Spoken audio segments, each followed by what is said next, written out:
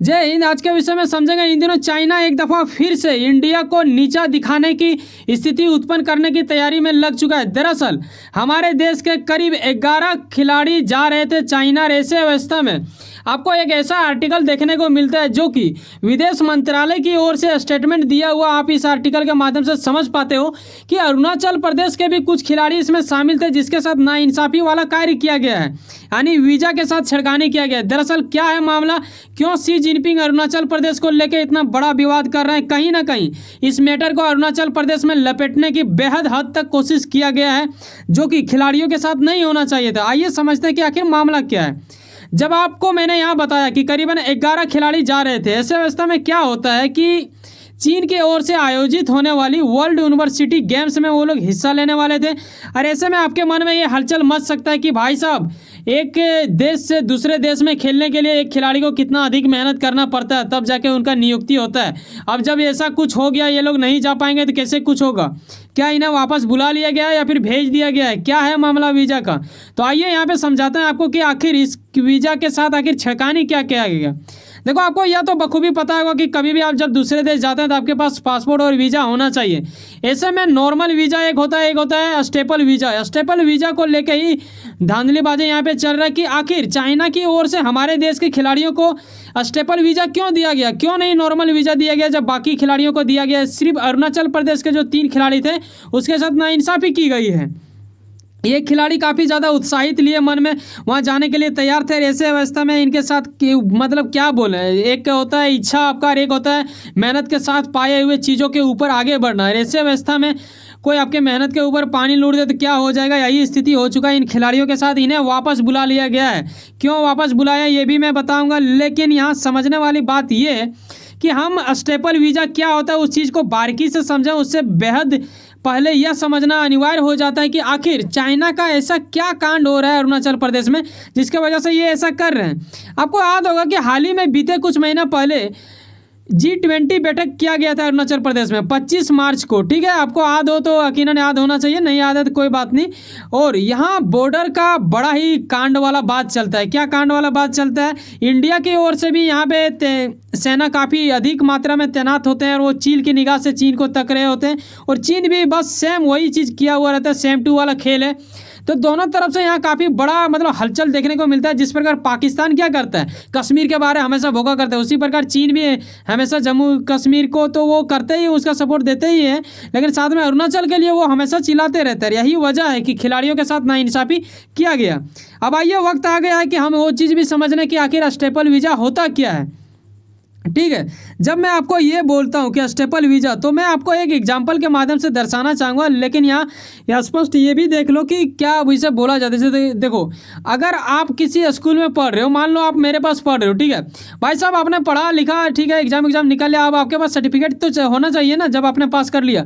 तो मैं कह रहा हूँ कि देखो छोड़ू, बात ये है कि मैं तुम्हें लिखित में दे रहा हूँ ना, एक कागज़ में लिख के दे रहा हूँ। लिखित का मतलब तो हो गया ऊपर तरह से प्रोफेशनल, वैसा नहीं, एक कागज़ में नॉर्मली लिख के मैंने दे दिया व्हाइट पेज में कि जा बेटा ले जाओ। तो आपको क्या लगता है, आपका जॉब अब लगेगा, जब वेरिफिकेशन के लिए मांगा जाएगा डॉक्यूमेंट्स तो उस कागज़ के सिद्ध पे क्या आपको दिया जाएगा? जी नहीं, आपको हटा दिया जाएगा। बोलेगा कहाँ से वही कागज़ उठा के ले आया है। तो यही चीज़ किया जाता है। स्टेपल वीज़ा इसी को बोलते हैं कि इसे वीज़ा नहीं दिया जाता है। दरअसल वीज़ा में जो चीज़ होता है वो एक सफ़ेद कागज़ में लिख दिया जाता है कि हाँ भाई इसके साथ है, और उसका कोई डॉक्यूमेंट्स उसके साथ मतलब लगा दिया जाता है। यही चीज़ हो जाता है ये।